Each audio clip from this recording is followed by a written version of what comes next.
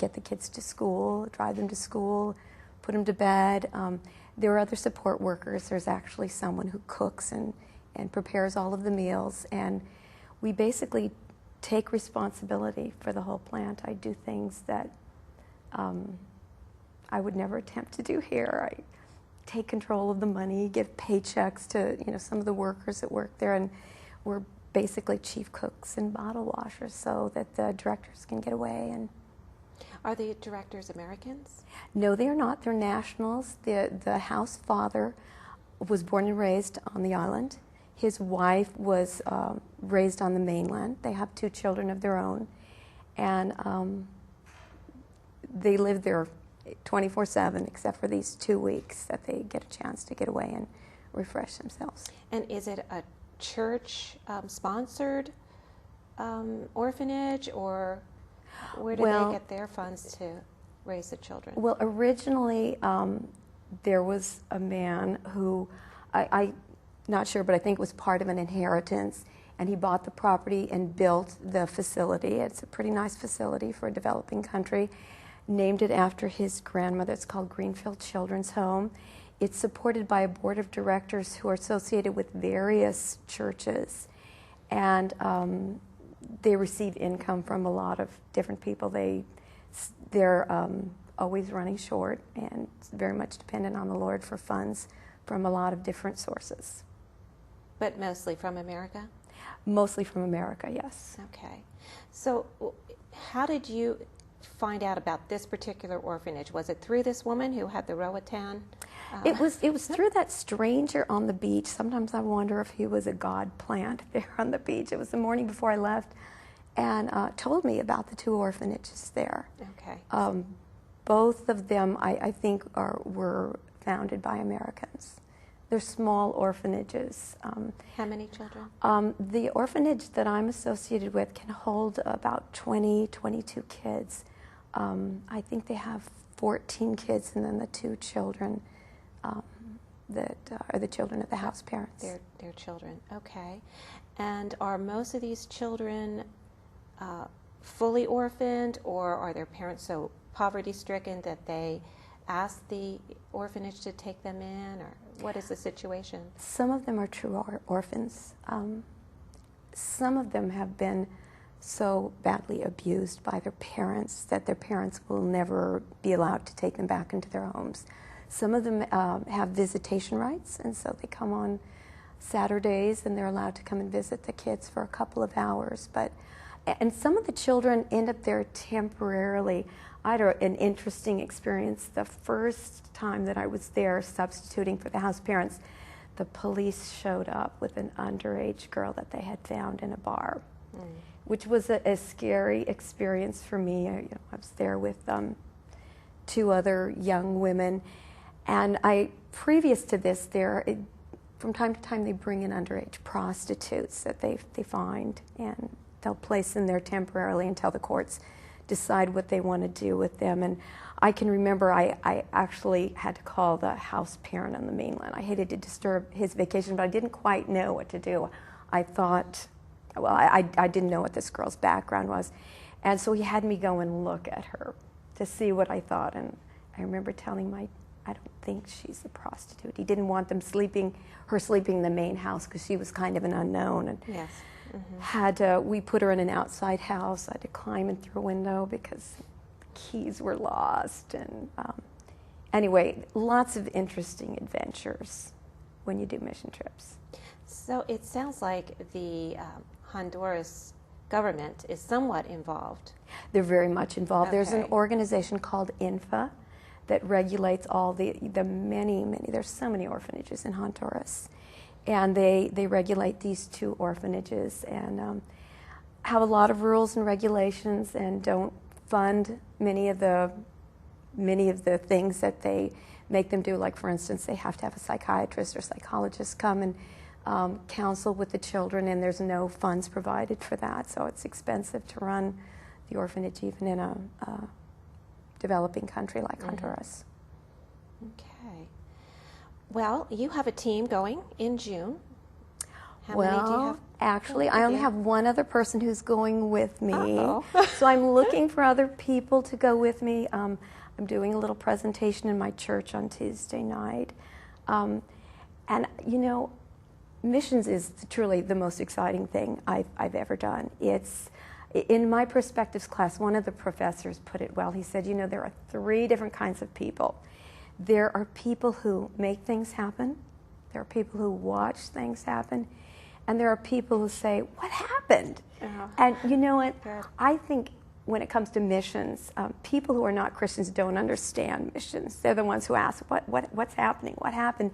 And then there are Christians who kind of watch missions. They come and listen to returning missionaries.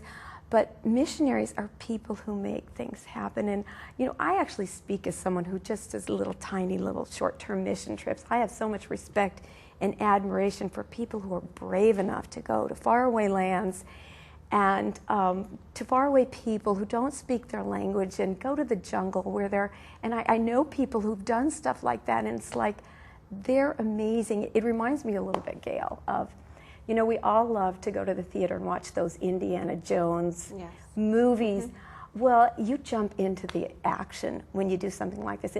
The picture I have in my mind is, have you seen that Indiana Jones adventure where they're on the suspension bridge and the evil priest hacks it in half, and as he's hacking it in half, the little Asian kid says, hang on, lady, you going for a ride? And she wraps a rope around her hand, and so she can, when the suspension bridge is severed in the middle and they go flying toward the sheer walls, that's just a picture of what it is to be a missionary. I mean, you because get you're just out there, constantly stepping out. you know, you are. Yeah. You are. It's an adventure. It's warfare.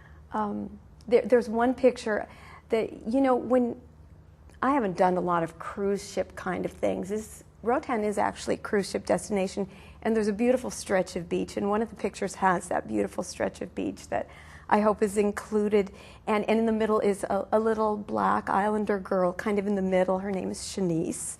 And that was the first time I met one of the orphans. It was the year I actually went to teach English as a second language. But associated with all those beautiful places, there are slums. There are places where, you know, the workers who work for, you know, $350 a month. That's their income, where they live in poverty. And the orphanages are not located in really nice places, but it's an adventure. Anyone thinking to do mission trips, you know, think Indiana Jones. It's an adventure. It's a risk. It's something that's always going to be the most exciting thing you've ever done. But it's so fulfilling. I am sure that you wake up and you go, I am so glad I did this. Mostly afterward. Yeah, that's why when you're going, you're on the plane, you're going, what am I doing? You know, Why exactly. am I doing this? A week before I go, it suddenly hits me. What did I get myself into? You get the butterflies in your stomach, and you know, you start packing your bags, and it's scary. You get this feeling like, what am I? Me? You know, I always feel pretty unworthy. That God would really trust me with something. With me, yeah. I would not think of going without God and His protection and the prayers of people that I get a lot of people praying for me before I go. Yeah, that's very important. Oh, it is. Totally. Well, if there's someone watching who might really want to get more answers from you, do you have a way for them to reach you, a website to go to maybe where they can see what the orphanage looks like? And there is. Like they have a nice website. It's SBLM for Sandy Bay Lighthouse Ministries. It's sblmroatan.org. How do you spell Roatan? ROATAN. .org. And you can see pictures of the children, their mission statement. There's an application there you can look at if you're interested in going.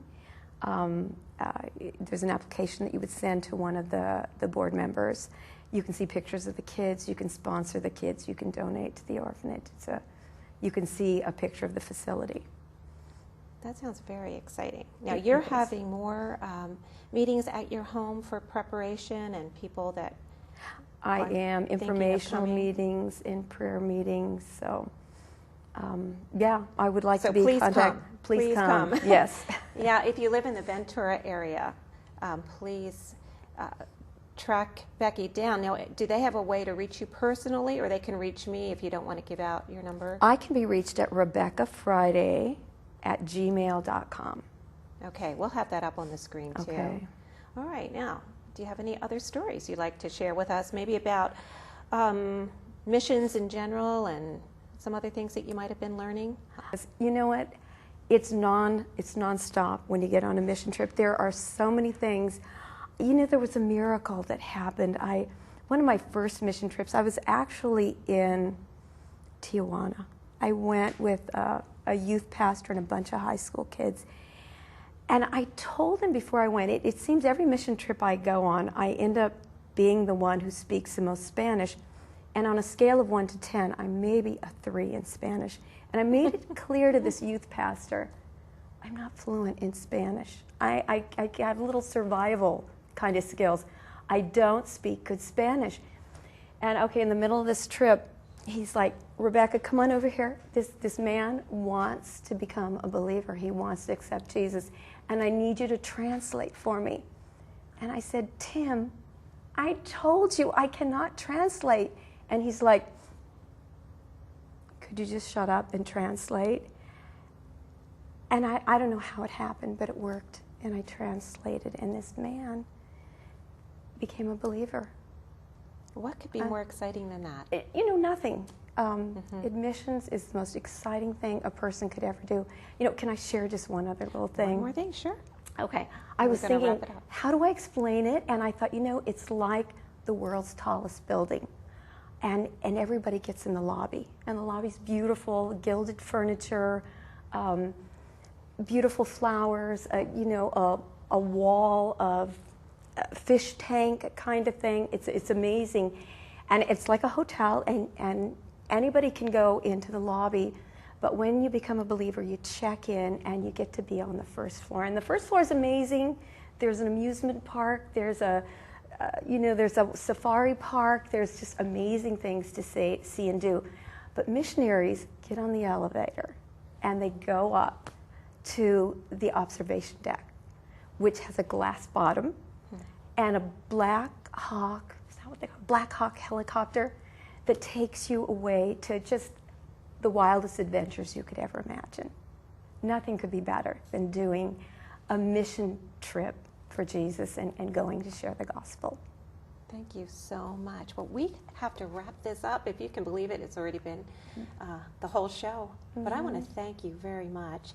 Why don't you look at the camera and again give out the website for the orphanage and the ministry going on there, and also your information. Okay.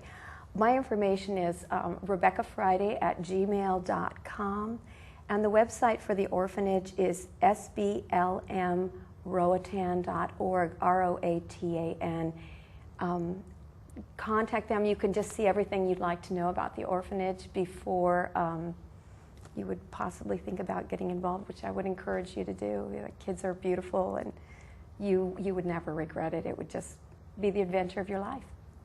Thank you. Thank you very much. Well, thank you for inviting me. Thank you so much for watching. Awake in the passion.